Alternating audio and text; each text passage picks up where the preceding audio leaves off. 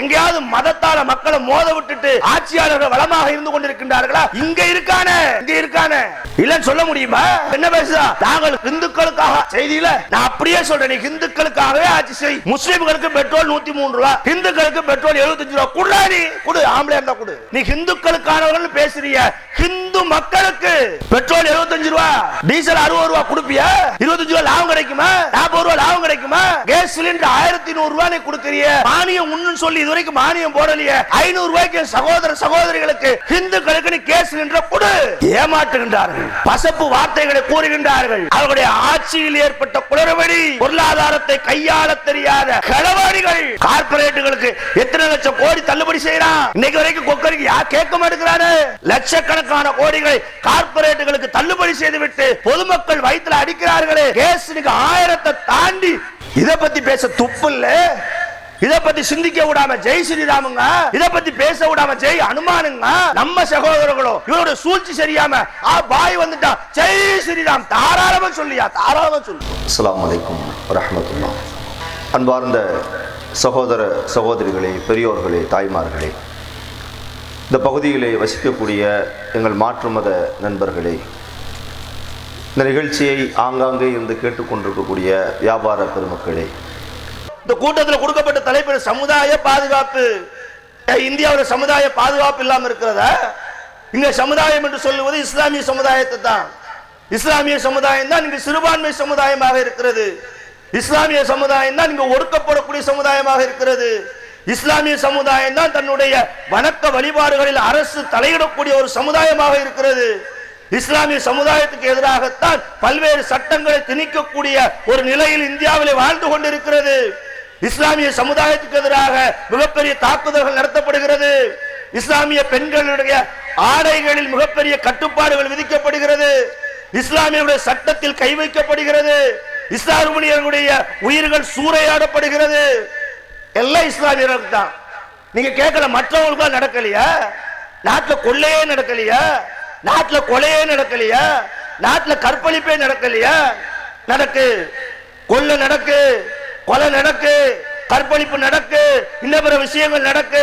எல்லாம் நடந்தாலும் அது எல்லோருக்கும் நடக்கு. மதத்தை காரணம் காட்டி நடத்துவதல்ல, சமுதாயத்தை காரணம் காட்டி நடத்துவதல்ல, ஒரு சமுதாயத்துக்கு எதிராக நடக்கக்கூடிய பிரச்சனையாக இல்லை.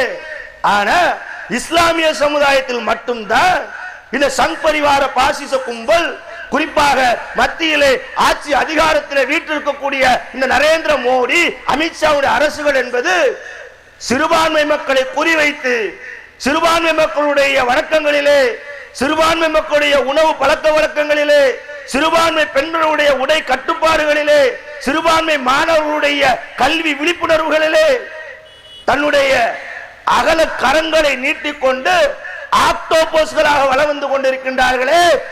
நாங்கள் ஒன்று கோழைகள் அல்ல. எங்களுக்கு அல்லாஹ்வும் அல்லாஹ்வுடைய தூதரும் அழகான பாதையை காட்டி தந்திருக்கின்றார்கள்.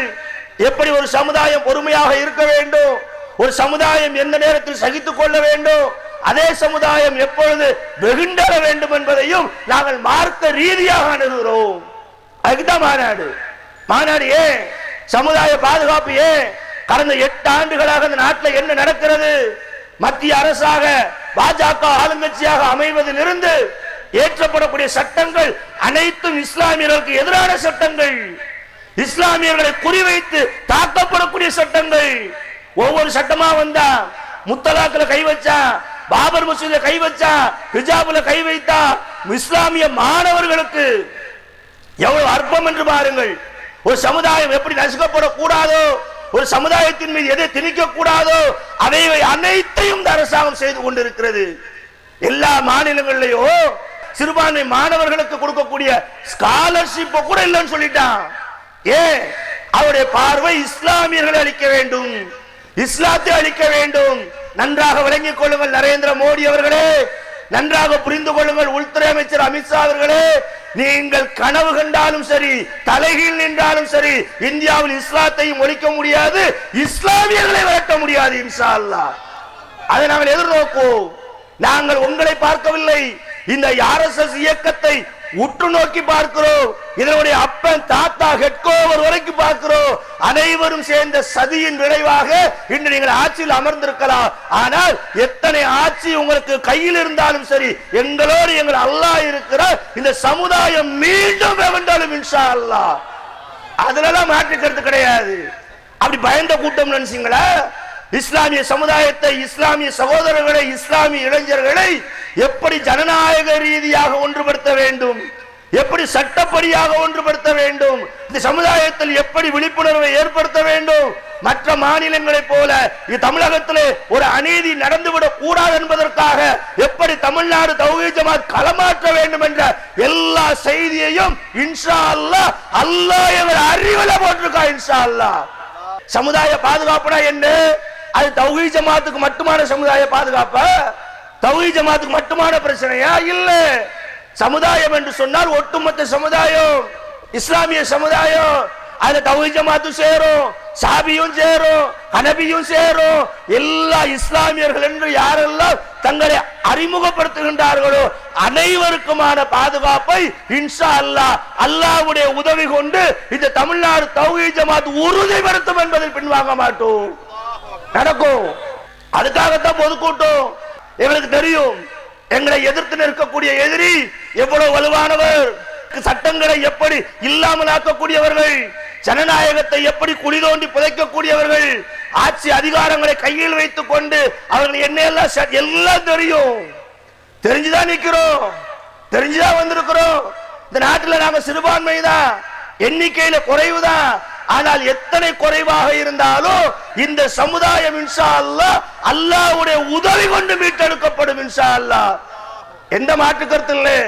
ஹிஜாபு போடாதன்னு சட்டம் கொண்டு வருவேன், அதுக்கு ஆதரவாக கோர்ட்ல தீர்ப்பு சொல்லுவான். மாட்டுக்கறி சாப்பிடாத சட்டம் கொண்டு வருவேன், அதுக்கு ஆதரவாக கோர்ட்ல தீர்ப்பு சொல்லுவான். நீ சட்டம் சொன்ன, ஜனநாயகம் சொன்ன, அது மற்ற அரசுகள் எப்படி இருந்துச்சு, எப்படி பேணி பாதுகாக்கப்பட்டது, இன்னைக்கு எப்படி இருக்கு? நாடே அல்லோகலப்படுது, எல்லாரும் விமர்சிக்கிறான். பாஜக நீதிமன்றங்களை கையகப்படுத்தி விட்டது, தனக்கு சாதகமான நீதிபதிகளை உள்ளே வைத்துக் கொண்டு சட்டங்களுக்கு ஆதரவாக தீர்ப்புகளை வாங்குகிறாள் என்ற பொது பார்வை, பொது புத்தி, பொது விமர்சனத்தை யாரும் புறந்தள்ளவே முடியாது. அப்படிதான் சூழ்நிலை இருக்கு. போராட்டத்தை முன்னெடுத்தா தப்பா? செய்யக்கூடாத? செஞ்சாருக்கு ஜெயில போடுவீங்களா? ஜெயில போட்டா நீதிமன்றம் ஜாமீன் வழங்காத? அப்படி ஜாமீன் வழங்குவதற்கு 2 ஆண்டுகள் ஆகுமா? பார்க்கிறோம். சமுதாயத்தில் பாதுகாப்பு இல்லை, இஸ்லாமிய சமுதாயம் நசுக்கப்படுகிறது. நாம் இல்லாததை கேட்கல, வேண்டாததை கேட்கல. ஒரு சமுதாயம் எப்படி பாதுகாக்கப்பட வேண்டும்? சிறுபான்மை சமுதாயம் எந்த ஒரு நாட்டிலையும், இந்தியாவில் மட்டுமல்ல, இன்னைக்கு சிறுபான்மை என்பது உலகம் பூரா இருக்கு. இந்தியாவில் இஸ்லாமியர்கள் சிறுபான்மை என்ற, அரபு நாடுகளில் மற்ற மதத்தவர்கள் சிறுபான்மை, பாகிஸ்தான்ல இந்துக்கள் சிறுபான்மை, பங்களாதேஷ்ல கிறிஸ்தவர்கள் சிறுபான்மை, இப்படித்தானே இருக்கும். சிறுபான்மை என்பது உலகத்தில் முஸ்லிம்கள் மட்டும்தான் இருக்கிறான. எல்லா நாடுகளிலும் சிறுபான்மை என்பது மாறிக்கொண்டே இருக்கும். ஏன் இந்தியாவை நீங்க எடுத்துக்கொள்ளுங்களேன். இந்தியா, ஒட்டுமொத்த இந்தியாவில் இஸ்லாமியர்கள் சிறுபான்மை என்றாலும் மாநிலங்களுக்குள்ள மாறுபடுது. பஞ்சாப்ல சீக்கியர்கள் பெரும்பான்மை, காஷ்மீர்ல முஸ்லிம்கள் பெரும்பான்மை, தமிழ்நாட்டில் தமிழர்கள் பெரும்பான்மை, மலையாளிகள் சிறுபான்மை, தெலுங்கு பேசக்கூடிய சிறுபான்மை இருக்குல்ல. நாட்டுக்கு நாடு, ஊருக்கு ஊரு, மாநிலத்துக்கு மாநிலம், எல்லா பக்கமும் சிறுபான்மை என்பது மதத்தாலோ, மொழியாலோ, இனத்தாலோ, நிறத்தாலோ ஏதாவது ஒரு விஷயத்துல வேறுபடத்தானே செய்யும். அப்படி வேறுபட்டா என்ன செய்யணும்? சிறுபான்மை மக்கள் பாதிக்கப்படும் பொழுது அவர்களுக்கு உதவியாக அரசாங்கம் நிற்க வேண்டும். அரசுகள் அவர்களை மேலே தூக்கி விட வேண்டும். அரசுகள் அவர்களுக்கு நீதி வழங்க வேண்டும். எத்தனை உலகம் பூரா பார்த்தோம், உலகம் பூரா பார்க்கும். நான் ஒண்ணு கேட்கிறேன், நன்றாக சிந்தித்து பாருங்க.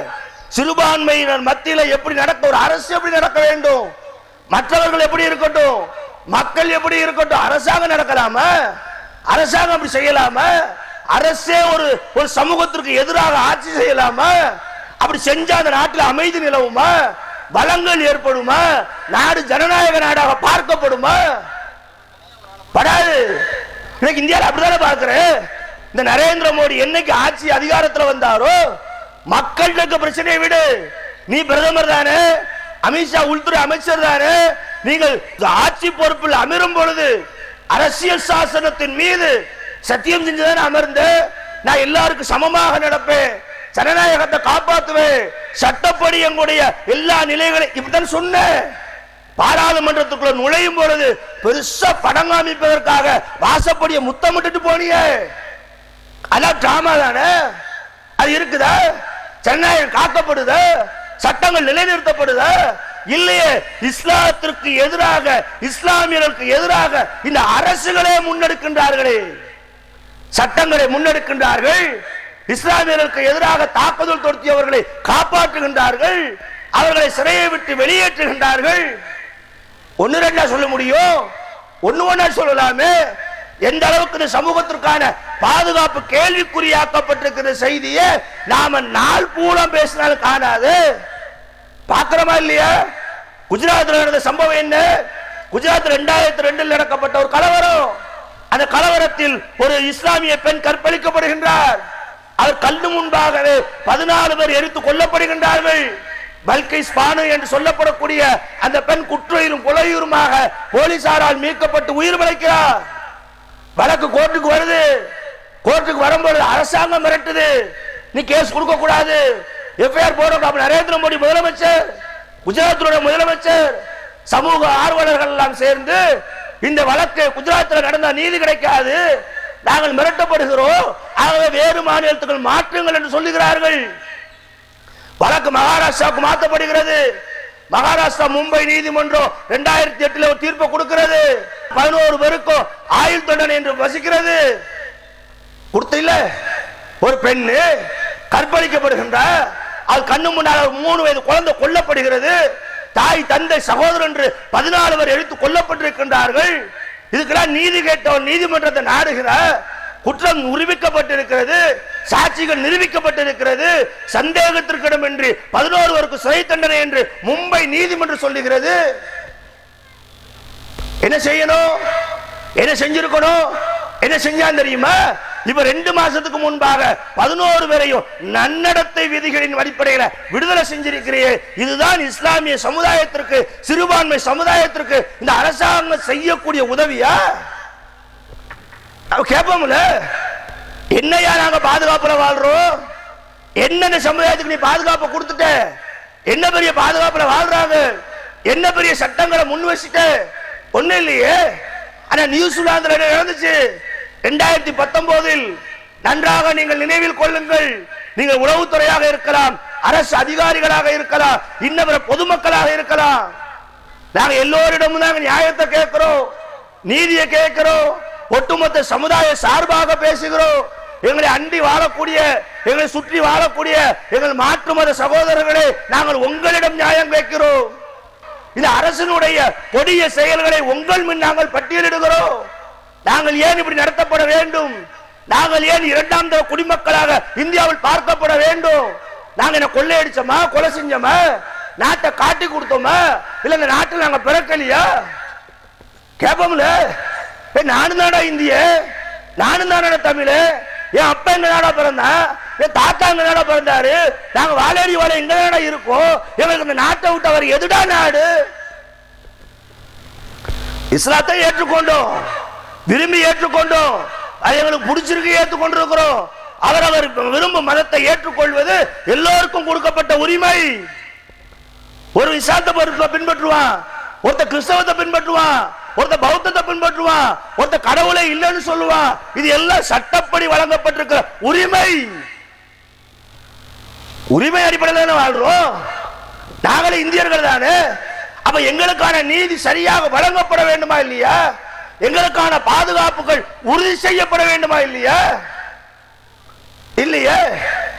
எல்லா பக்கமும் வெறுப்பு பேச்சுக்களை கட்டவிழ்த்து விடுகின்றார்கள் பாவிகள். வெறுப்பு பேச்சுக்களை பேசுறது யாரு? ஏதோ 3ஆம் மத்தவனா, வட்ட செயலாளர், மத்திய மந்திரி பேசுகிறான், சட்டத்துறை அமைச்சர் பேசுகிறார், ஒரு முதலமைச்சர் இருக்கக்கூடிய பேசுகின்றார், பிரதமர் நரேந்திர மோடி பேசுகிறார். சிஏஏ போராட்டத்துக்கு எதிராக மக்கள் எல்லாம் ஒன்று சேர்ந்து போராடும் பொழுது மக்களுக்கு என்ன செய்ய சொன்னா தெரியுமா? சட்டம் சரியா தப்பான்னு சொல்றதை விட்டுட்டு போராடுபவருடைய ஆடை வைப்பார்.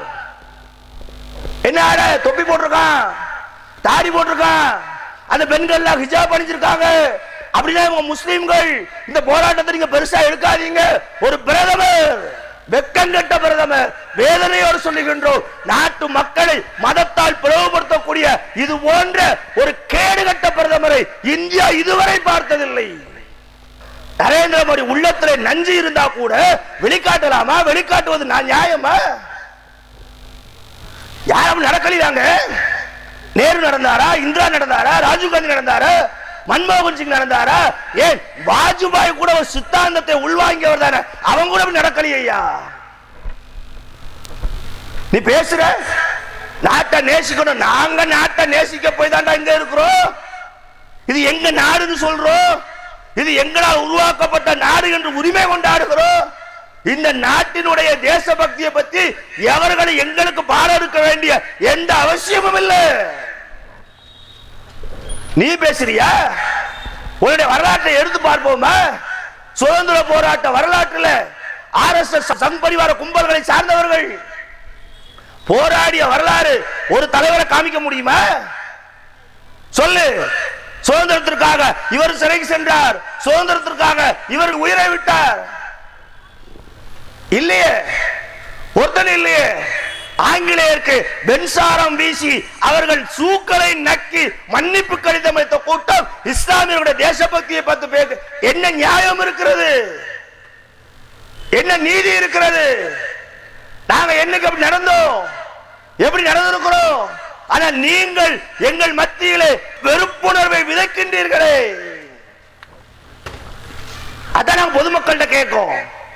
எங்களோடு சேர்ந்து வாழக்கூடிய எங்கள் தொப்புள் கொடி உறவுகளாகிய எங்களை மாமா மச்சான் என்று உரிமையோடு அழைக்கக்கூடிய எங்கள் இந்து சகோதரர்கள்ட்ட கேட்கிறோம், கிறிஸ்தவ சகோதரர்கள்ட்ட கேட்கிறோம், நாத்திக சகோதரர்கள்ட்ட கேட்கிறோம். மக்களை மதத்தால் பிளவை ஏற்படுத்தி, மக்களை மதத்தை காரணம் காட்டி இந்த நாட்டை குட்டிச்சவராக்குகின்றார்களே, இந்த நாட்டில் விலைவாசிகளை ஏற்றி விட்டார்களே, அதை பத்தி சிந்திக்க நாதி இல்ல, அதை பத்தி சிந்திக்க ஆள் இல்ல, அதை பத்தி பேச ஆள் இல்ல. பிரதமர் நரேந்திர மோடி போய் கேளு, பெட்ரோல் விலை ஐயா ஒசைச்சு அவர் சொல்லுவா ஜெய் ஸ்ரீராம். பெட்ரோல் விலை நீ கச்சா எண்ணெய் விலை குறைஞ்சிருக்கு, நியாயமா 50 ரூபாய்க்கு பெட்ரோல் விற்கலாம். டீசல் விலை ஐயா குடிச்சு டீசல் விலையை பத்தி பேசுதா பக்கத்துக்கு ஜெய் ஸ்ரீராம், ஜெய் ஹனுமான். என்னடா கேலியா இருக்கு, இது என்ன கிண்டலா இருக்கு? ஒரு நாட்டில் பிரதமரா இருக்கு, நிதியமைச்சரா இருக்கு, உள்துறை அமைச்சரா இருக்கு, மக்களுடைய நலனை பற்றி கேட்கிறோம், மக்களுடைய விலைவாசி உயர்வை பற்றி கேட்கிறோம், ஜிஎஸ்டி பற்றி கேட்கிறோம், கேஸ் சிலிண்டர் உயர்வை பற்றி கேட்கிறோம். அதுக்கு பதில் எப்படி இருக்கணும்? நாங்க பெட்ரோல் விலையை குறைப்போம், டீசல் விலையை குறைப்போம், குறைச்சு இப்படித்தான் வரணும். அதை கேட்டா ஜெய் ஸ்ரீராமுங்க, ஜெய் ஹனுமானுங்கிற, ஆஞ்சநேயருங்கிற. நான் கேட்கிறேன், ஜெய் ஸ்ரீராம் சொன்னதுனால பெட்ரோல் 50 ரூபாய்க்கு பல்க்ல போடுறானா? கேட்க என் இந்து மத சகோதரர்கள்ட்ட கேட்கிறேன், என்னை மாமா என்று அழைக்கக்கூடிய என் தோழர்கள்ட்ட நான் கேட்கிறேன், நான் யாரை சித்தப்பா என்று அழைப்பேனோ அந்த சின்னியாட்ட நான் கேட்கிறேன். நம்மை மடையர்கள் ஆக்குகின்றார்களே, நம்மை முட்டாள்கள் ஆக்குகின்றார்களே, நம் மத்தியிலே வெறுப்புணர்வுகளை விதைத்து விட்டு இந்த நாட்டை சூறையாடி அம்பானிக்கும் அதானிக்கும் தாரை வார்த்து கொடுக்கின்றார்களே, இவர்களை பற்றி சிந்திக்க வேண்டிய ஒரு ஹிந்துவும் முஸ்லிமும் கிறிஸ்தவனும் மதத்தின் பெயரால் அடித்துக் கொண்டால் யாருக்கு லாபம்? அதான் நடக்கு. நம்மளையே சிந்திக்க விட மாட்டேங்கிறான், நம்மளையே பேச விட மாட்டேங்கிறான். நான் கேட்கிறேன், தமிழக பாஜக ஒண்ணு இருக்கா இல்லையா? இவன் என்ன சொல்றான்? தமிழகத்தில் உயர்த்தப்பட்ட மின் கட்டணத்துக்கு எதிராக போராடுவோம். போராடு, நீயும் போராடு, நானும் போராடுறேன். போராட வேண்டியது கட்டாயம். எந்த அரசு தப்பு செஞ்சாலும் கேட்க வேண்டியது நியாயம், அதுல மாற்று கருத்து இல்லை. ஆனா நியாயம் என்ன, நீதி என்ன? இங்க சூழ குழுமி இருக்கக்கூடிய மக்கள் சிந்திக்க வேண்டும். என்ன தெரியுமா? எப்படி தெரியுமா? மின்கட்டண உயர்வு ஏற்பட்டு 10 நாள்ல போராடுவன் களத்துக்கு வர அண்ணாமலை. பெட்ரோல் விலை உயர்ந்து 1 வருஷம் ஆயிருச்சு, 103 ரூபாய் கொடுத்து 1.5 வருஷம் ஆயிருச்சு. நீ உண்மையான தேசபக்தன் என்று உன்னை சொன்ன மோடிக்கு எதிராக போராடுவிய? பெட்ரோல் விலைக்கு எதிராக போராடுவிய? கேட்க மாட்டேங்கிறான், வாய மூடிக்கிட்டு இருக்கிற. அது நம்மகிட்ட வரும்போது ஜெய் ஸ்ரீராமுங்கிறான், ஜெய் அனுமானுங்கிறான், ராமர் கோயிலுங்கிறான், லட்சுமண கோயிலுங்கிறான். எல்லாருக்கும் ஒரு கோஷம் உண்டு. இந்து மக்கள் நம்பிக்கையில ஜெய் ஸ்ரீராம் சொல்லு, முஸ்லீம்கள் அவருடைய நம்பிக்கையில அல்லாஹ் அக்பர் சொல்லுவான், கிறிஸ்தவர் அவர்களுடைய நம்பிக்கையில ஜீசஸ் சொல்லுவான். இப்படிலாம் சொன்னா பெட்ரோல் விலை குறைஞ்சிருமா? டீசல் விலை குறைஞ்சிருமா? அதே ஆட்சி அதிகாரத்தில் இருக்கக்கூடியவர்கள் நீங்கள் எந்த நடவடிக்கையின் மூலமாக இந்த நாட்டு மக்களை காப்பாற்றினீர்கள் அதை சொல்லு. நான் அதை கேட்கிறேன். திருப்பூர் என்ன கேட்கிறேன், திருப்பூர் நிலை என்ன? திருப்பூர் பணத்தால் கோடிகளால் புரண்ட ஒரு மாநகரம். இந்தியாவினுடைய ஒவ்வொரு மூலை முடுக்குகளிலிருந்து வேலை தேடி வந்தவர்களுக்கு வேலை கொடுத்த ஒரு பெருநகரம். திருப்பூர்ல கம்பெனிகள் இருக்க, எங்க பார்த்தாலும் போர்டு போட்டிருப்பா, வேலைக்கு ஆள் தேவை, வேலைக்கு ஆள் தேவை. இன்னைக்கு பைக்ல என்ன ஒட்டி எழுதி உட்கார்ந்துருமா காமெடியா? திருப்பூருக்கு வந்து விடாது, வேலை எதுவும் காலி இல்லை. என்ன காரணம்? யாருடைய தப்பு? யார் போட்ட ஜிஎஸ்டி, யார் போட்ட வரி உயர்வு? நமக்கு வேற வர வேண்டிய இந்த விற்பனைகள் எல்லாம், இந்த கான்ட்ராக்ட் எல்லாம் எப்படி பங்களாதேஷுக்கு போனது? நான் கேட்கிறேன், திருப்பூர்ல முஸ்லிம்கள் மட்டும்தான் இருக்கின்றார்களா? அப்படின்னா கூட சொல்லலாம், முஸ்லிம்கள் நல்ல சம்பாதிக்க திருப்பூர்ல, ஆகவே திருப்பூரை ஓச்சு போட இல்லையே. முஸ்லிம்கள் 10%, 15% என்றால் இந்து சகோதரர்கள் 80% இருக்கின்றார்களே. இந்து சகோதரர்களுடைய வாழ்வாதாரத்துக்கு யார் பொறுப்பு? கேட்போம்ல, அறிவோட பேசணும்ல, சிந்திக்கணும்ல. நீங்க சிறுபான்மை சிறுபான்மை என்று மதத்தை காரணம் காட்டி இஸ்லாமியர்கள் மீது பார்வையை செலுத்தி உங்களுடைய அரசு நிர்வாக தவறுகளை எல்லாம் சரி செய்ய நினைத்தால் நாங்க ஒருபோது விட்டுக் கொடுக்க மாட்டோம். அவர்கள் பேசாவிட்டாலும் என் மாற்று மத சகோதரர்களுக்காக நாங்க பேசுவோம், நாங்க கேள்வி கேட்போம், நாங்க பிரச்சனையை முன் வைப்போம். அரசு செய்ய வேண்டியது ஏண்டா செய்யல? திருப்பூர் ஏண்டா அந்த நிலைமைக்கு ஆளாச்சு? கோடீஸ்வரனாக இருந்த ஏண்டா பிச்சைக்காரன் ஆனா? யாரு போட்ட சட்டம் அது? சிந்திங்க சகோதரர்களே, சிந்திக்க வேண்டிய இடத்தில் நீங்கள் இருக்கின்றீர்கள், உணர வேண்டிய இடத்தில் நீங்கள் இருக்கின்றீர்கள். ஜாதி மதங்களை கடந்து எல்லோருக்கும் வயிற்று பசி என்று ஒன்று உண்டு, எல்லோருக்கும் ஆடை தேவை என்று ஒன்று உண்டு, எல்லோருக்கும் வீடு வாசல் என்று ஒன்று உண்டு. இதற்காக ஒட்டுமொத்த மக்களும் வெகுண்டொலியால் ஒளிய நீ என்னை அடிச்சா இல்ல நான் உன்னை அடிச்சா ஓ வயிற்று பசி தீந்துருமா? இல்ல ஏன் வயிற்று பசி தீந்துருமா? இல்ல ஏன் புள்ளதான் படிச்சிருவான? இல்ல ஓம் புள்ளதான் படிச்சிருவான? சிந்திங்க. நான் அதுதான் பேசுறோம், அதுதான் மாநாடே இருக்குதான். நம்ம ஏமாற்றுகின்றார்கள், நம்மை மடைமாற்றுகின்றார்கள், நம்மை வழிகெடுக்கின்றார்கள், நமக்கு வேறு திசையை காட்டுகின்றார்கள். நாம் அந்த திசையிலே சென்றால் நம்முடைய வாழ்வாதாரம் முற்றிலும் அளிக்கப்பட்டுவிடும், முற்றிலும் அளிக்கப்பட்டுவிடும். இதைத்தான் இன்னைக்கு பார்க்கிறோம், இதைத்தான் இன்னைக்கு உணர்றோம். எல்லா மதங்களிலும் ஜாதிகளிலும் யாரோ சில 2 பேர் செய்யக்கூடிய தவறுகளால் ஒட்டுமொத்த சமுதாயமும் ஒருபோதும் பொறுப்பேற்காது. எந்த சமுதாயத்தில் கேடு கட்டவன் இல்ல, தீவிரவாதி இல்ல, வன்முறையாள இல்ல, கொலகார இல்ல, எல்லா சமுதாயத்தையும் இருக்கிறான் என்பதற்காக அந்த சமுதாயம் அவர்களை ஆதரிக்கிறதா? அந்த செயல்களை ஆதரிக்கிறதா? செய்யாத நாங்களும் சொல்றோம். செஞ்சவனை ஒதுக்கி வைக்கக்கூடிய வேலையாத்தான இஸ்லாமிய சமுதாயத்துடைய வேலையா இருக்கு. இவன் செஞ்ச செயலில் எங்களுக்கு உடன்பாடு கிடையாது, இந்த செயலை நாங்கள் ஏற்றுக்கொள்ளவில்லை, இது எங்கள் மார்க்கத்துக்கு எதிரானது, இந்த சமூகத்துக்கு எதிரானது, இந்த பிரேதத்தை எங்கள் பள்ளியிலே அடக்க மாட்டோம் என்று ஒட்டுமொத்த கோயம்புத்தூர் சுன்னத் வல் ஜமாத் பள்ளிகளும் தீர்மானம் போட்டார்களே. என்ன தீவிரவாதத்தை ஆதரிக்கிறான்?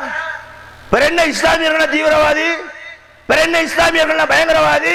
நாங்கள் ஜனநாயக ரீதியாக சட்டப்படியாக மக்களுக்கு சேர வேண்டிய உரிமைகளை பெற்றுக் கொடுப்பதற்காக எங்களுக்கு சட்டம் எதை அனுமதியாக்கி இருக்கிறதோ, ஜனநாயகம் எதை வழியாக்கி இருக்கிறதோ அதன் பிரகாரம் மக்களை அழைத்து செய்வோம், அதை விட மாட்டோம். சிஏஏ என்ஆர்சி சட்டங்களுக்கு எதிராக அமித்ஷாவும் நரேந்திர மோடி பாராளுமன்றத்தில் கொக்கரித்தார்கள். நாங்கள் சிஏஏ என்ஆர்சியை நடைமுறைப்படுத்திய தீர்வோம் என்றார்கள். விட்டோமா? அணி திரட்டணும், மக்களை வென்றெடுத்தோம், மக்கள்கிட்ட செய்தியை வெளிக்கொண்டு போய் சேர்த்தோம், மக்களுடைய உணர்வுகளை கிளறி விட்டோம். நாடு முழுவதும் போராட்டம், நாடு முழுவதும் ஸ்தம்பித்தது. எங்களால் ஒரு புள்ளியை கூட மாற்ற முடியாது என்று கொக்கரித்த அமித்ஷா இன்று வரைக்கும் சிஏஏ என்ஆர்சியை நடைமுறைப்படுத்த முடியவில்லை என்று சொன்னால் மக்களுடைய எழுச்சி எத்தகைய ஆட்சி அதிகாரங்களை பணிய செய்யும் இன்ஷா அல்லாஹ். அதுபோதும் சட்டம் எது, ஜனநாயகம் எது, எப்படி போராடணும், எதை வழிமுறையாக எடுக்கணும், எங்க போகணும், எங்க போக கூடாது, எது சமுதாயத்துக்கு பலன் தரும், எது சமுதாயத்துக்கு மேலும் பின்னடைவை ஏற்படுத்தும், இதை தமிழ்நாடு தௌஹீத் ஜமாத் மக்களுக்கு விளக்கிக் கொண்டே இருக்கும். நாம் போராட வேண்டியவர்கள், போராட வேண்டிய செய்திகள் நம் கண்ணு முன்பாக நிறைய இருக்கிறது. தயாராத்தான் இருக்கிறோம். இப்ப கூட பொது சிவில் சட்டம் ஒரு அழகான ஒரு செய்தியை மக்கள் மத்தியில் அழகு போல கொண்டு வர்றான். என்ன கொண்டு வர்றா? எப்படி இந்தியாவில் பொது கிரிமினல் ஆக்ட் இருக்கிறதோ அது போல பொது சிவில் சட்டம். அது என்ன பொது சிவில் சட்டம்? சட்டத்தை ரெண்டா பிரிச்சிருக்கிறான். ஒன்னு கிரிமினல் ஆக்ட், அடிதடி தகராறு, மண்டை உடைக்கிறது, கொலை செய்தது, கற்பழிப்பு செய்வது, இவைகள் எல்லாம் கிரிமினல் சட்டத்துக்கு கீழே வந்துடும். தலாக்கு, திருமணம், இட பிரச்சனை, இவைகள் எல்லாம் சிவில் சட்டத்துக்கு கீழே வந்துடும். இந்த சிவில் சட்டத்துல எல்லா மதத்தவர்களுக்கும் இதுதான் முக்கியம். என் அருமை சகோதரர்களே, எங்கள் அருமை சகோதரிகளே, எங்கள் மாற்று மத நண்பர்களே, உங்களை அவர்கள் தன் வாய் வார்த்தைகளால், வாய்ஜாலங்களால் வென்றெடுக்க நினைக்கின்றார்கள். ஆனால் நீங்கள் உண்மைகளை புரிந்து கொள்ள வேண்டும், உண்மைகளை விளங்கிக் கொள்ள வேண்டும். சாதி மதம் கடந்து இந்த விஷயத்தில் ஒன்றுபட வேண்டும். நாங்கள் அதான் கேட்கிறோம். எங்களுக்கான பிரச்சனை மட்டுமில்ல, எங்களை காரணம் காட்டி, எங்களை பயம் காட்டி, எங்களை முன்னால வச்சு வச்சு வச்சு அவ யாருக்கான அரசாக இயங்கிக் கொண்டிருக்கிறார் என்பது இன்று நாடே சொல்லுகிறது. இப்பொழுதாவது விழித்துக் கொள்ளுங்கள், இப்பொழுதாவது தெரிந்து கொள்ளுங்கள். மறுநாடுகளை போல தமிழகம் அல்ல.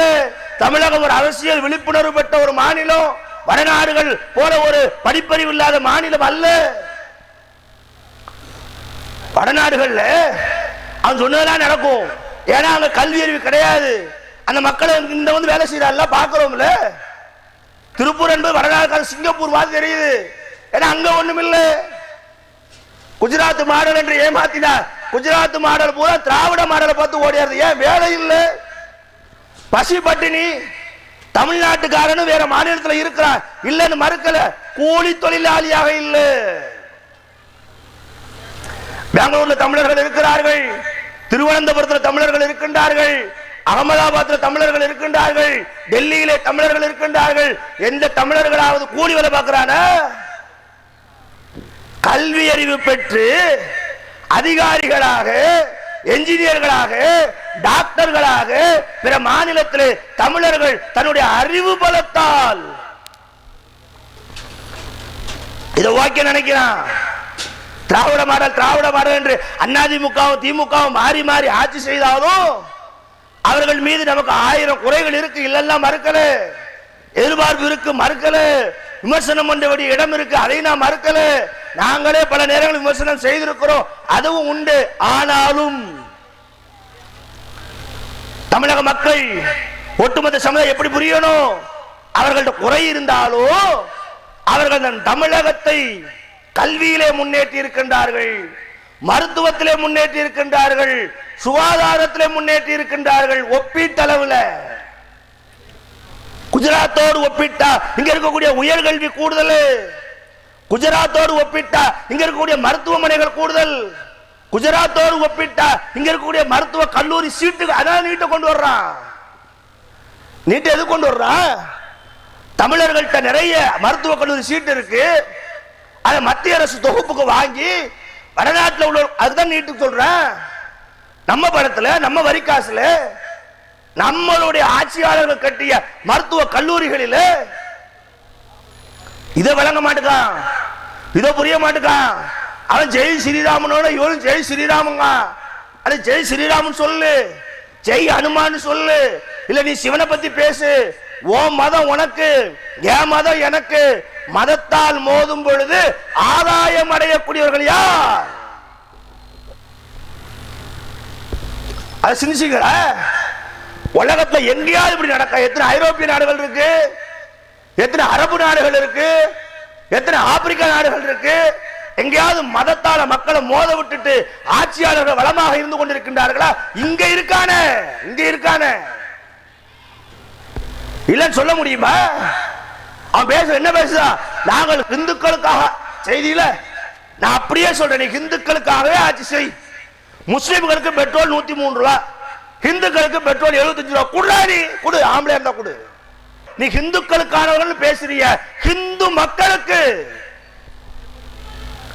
பெட்ரோல் 75 ரூபாய், டீசல் 60 ரூபாய் கொடுப்பிய? 25 ரூபாய் லாபம் கிடைக்குமா? 40 ரூபாய் லாபம் கிடைக்குமா? கேஸ் சிலிண்டர் 1100 ரூபாய் கொடுக்கிறிய, மானியம் உன்னு சொல்லி இதுவரைக்கும் மானியம் போடலையே. 500 ரூபாய்க்கு சகோதர சகோதரிகளுக்கு இந்துக்களுக்கு நீ கேஸ் சிலிண்டர் கொடு. ஏமாற்றுகின்றார்கள், பசப்பு வார்த்தைகளை கூறுகின்றார்கள். அவர்களுடைய ஆட்சியில் ஏற்பட்ட குளறுபடி, பொருளாதாரத்தை கையாள தெரியாத களவாணிகள். கார்பரேட்டுகளுக்கு எத்தனை லட்சம் கோடி தள்ளுபடி செய்யறான். இன்னைக்கு வரைக்கும் கொக்கரிக்கு யார் கேட்க மாட்டேங்கிறாரு? லட்சக்கணக்கான கோடிகளை கார்பரேட்டுகளுக்கு தள்ளுபடி செய்துவிட்டு பொதுமக்கள் வயிற்றுல அடிக்கிறார்களே. கேஸ் 1000 தாண்டி இத பத்தி பேச துப்பு இல்ல. இத பத்தி சிந்திக்க விடாம ஜெய் ஸ்ரீராமுங்க, இத பத்தி பேச விடாம ஜெய் ஹனுமானுங்க. நம்ம சகோதரர்களோ தமிழர்களோ இவரோட சூழ்ச்சி சரியாம பாய் வந்துட்டா ஜெய் ஸ்ரீராம் தாராளமா சொல்லியா, தாராளமா சொல்லு. நான் ஓட்டும் ரத்தத்திலே அவர்கள் குளிர் காய்கின்றார்கள். நான் ஓட்டும் ரத்தங்களிலே அவர்கள் வசதி வாய்ப்போடு வாழ்ந்து கொண்டிருக்கின்றார்கள். அவர்கள் பிள்ளைகள் வீதிக்கு வருவதில்லை, வீதியில வந்து சண்டை போடுவதில்லை. அவன் அமெரிக்கால இருக்கான், இங்கிலாந்துல இருக்கான், லண்டன்ல இருக்கான், பிரான்ஸ்ல இருக்கான். ஆனால் அவனால் ஏவி விடப்பட்ட என் தோழர்கள், என் சகோதரர்கள், என் தமிழர்கள் ரோட்டில் நின்றுட்டு என்னையே பாய்கிறான், எதுக்குறான்? நாம் மடையர்கள் அல்ல, நாம் மூடர்கள் அல்ல. இந்த சமுதாயத்தில் இந்துக்களும் வாழுகிறோம், முஸ்லிம்களும் வாழுகிறோம், பௌத்தர்களும் வாழுகிறோம், கிறிஸ்தவர்களும் வாழுகிறோம். கடவுள் இல்லை என்று சொல்லக்கூடிய வாழுகின்றோம். எல்லோருக்கும் உணவு தேவை, உடை தேவை, உறைவிடம் தேவை, வாழ்வதற்கு சில வசதிகள் தேவை. இவைகளெல்லாம் நரேந்திர மோடியுடைய பசப்பு வார்த்தைகள்ல கிடைக்காது, அமித்ஷாவுடைய பசப்பு வார்த்தைகள்ல கிடைக்காது. இவர்கள் நம்மளை சூதறியாமல் இருக்கக்கூடிய ஆக்க நினைக்கின்றார்கள். சமுதாய பாதுகாப்பா இருக்கணும். சமுதாயம் என்றால் எல்லாரும் தான், எல்லாருக்கும் பாதுகாப்பு கிடைக்கணும். சிறுபான்மை மக்களுக்கு அவர்களுக்கான உரிமை கிடைக்கணும். சிறுபான்மை இஸ்லாமியர்கள் நினைக்காதீங்க.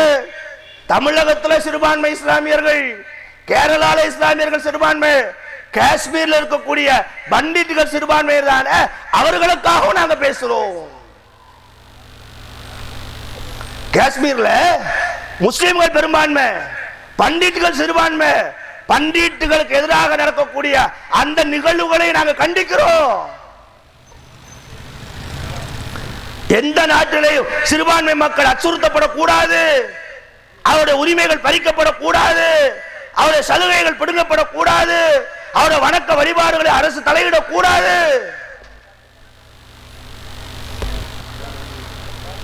எல்லாருக்குமான பிரச்சனை தானே. இந்த ஊர்ல 2 நாள் பஸ் ஓடலன்னா எல்லாருக்கும் பிரச்சனை தானே. 10 பஸ் கூட ஓடுச்சுனா எல்லாருக்கும் லாபம் தானே. எல்லாரும் தானே பயணிக்க போறோம், எல்லாருக்கும் தானே தேவை. இதுக்கு தாங்க பேசுறோம்.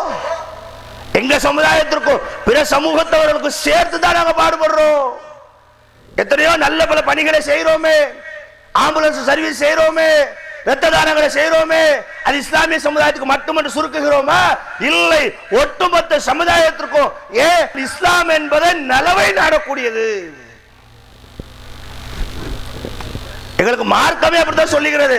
அத்தீனு நசீகா, இந்த மார்க்கம் என்பது பிற நலன் நாடக்கூடியது. அந்த பிறர் என்பது யாரு? அவன் ஹிந்துவாக இருக்கலாம், கிறிஸ்தவனாக இருக்கலாம், நாத்திகனாக இருக்கலாம், பௌத்தனாக இருக்கலாம், கவலை இல்லை. நலனை நாடுவதென்றால் எல்லோருக்கும் தான். எங்கள் கண்ணு முன்னால யார் வாரா ரோட்ல போறோம், ஒருத்த அடிபட்டு கீழே வந்துட்டா வெத்த வெள்ளத்துல கிடக்கா, உன் பேர் என்ன, உன் குலம் என்ன, உன் ஜாதி என்ன, உன் மதம் என்ன, இப்படி கேட்க முடியுமா? கேட்கும் மனுஷனாக இருப்பானா?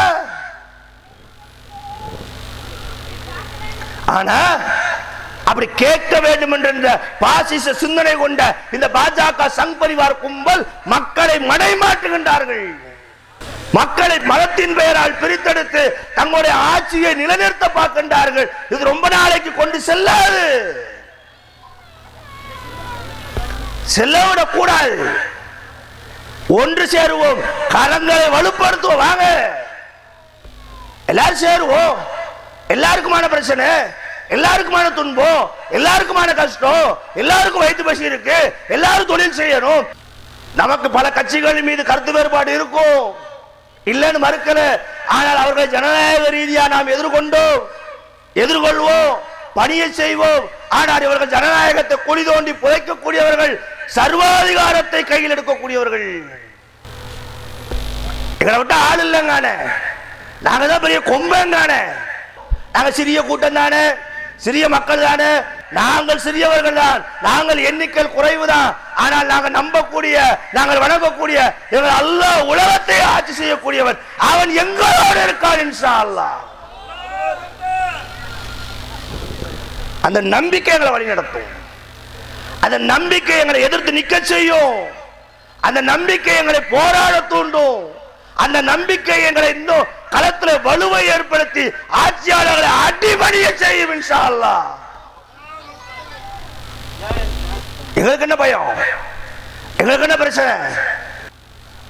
போராடினால் சிறைச்சாலை என்றால் அதன் சமுதாயம் இன்ஷா அல்லாஹ் நிச்சயம் எதிர்கொள்ளும் இன்ஷா அல்லாஹ். இவர்கள் கனவு கண்டு கொண்டிருக்கின்றார்கள், இவர்களை அழித்து விடலாம், நொறுக்கி விடலாம், நசுக்கி விடலாம். முடியவே முடியாது. உன்னுடைய அப்பம் பார்த்த ஃபிரௌனையும் அபூஜகளையும் பார்த்த சமுதாயம் இந்த சமுதாயம் இன்ஷா அல்லாஹ்.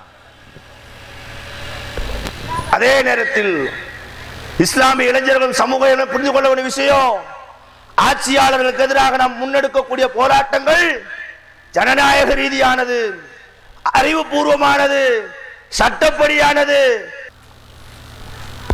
ஆட்சியாளர்கள் ஏதோ போராடுவோம், வலிமையாக போராடுவோம், முற்றுகையிட்டு போராடுவோம். உணர்வுகளுக்கு மதிப்பளிக்க கூடாது, உணர்ச்சிகளுக்கு மதிப்பளிக்க கூடாது, அறிவுக்கு மதிப்பளிக்க வேண்டும். அச்சப்படாதீங்க, பின்வாங்காதீங்க. இவன் பொது சிவில் சட்டம் கொண்டு வரட்டும், பார்க்கலாம். அழகான வழிமுறைகளை, அழகான செயல் திட்டங்களை, அழகான ஜனநாயக போராட்டங்களை, அழகான சட்டம் வழங்கி இருக்கிற அனுமதிகளை பின்பற்றுவோம். சமுதாயத்தின் மீது இருக்கக்கூடிய ஆபத்தை களைவோம். ஒட்டுமொத்த சமுதாய மக்களையும் வென்றெடுப்போம். ஜாதி மத இன வேறுபாடு இன்றி எல்லோரோடும் கைகோர்த்து இந்த வலுவான ஆட்சியாளர்களை கீழறக்குவோம். அதுதான் நம் நோக்கம், சிந்தனை. இன்ஷா அல்லாஹ் அத்தகைய சிந்தனையோடு நோக்கத்தோடு களப்பணி ஆற்ற வேண்டும் என்று கூறி உரை நிறைவு செய்கின்றேன்.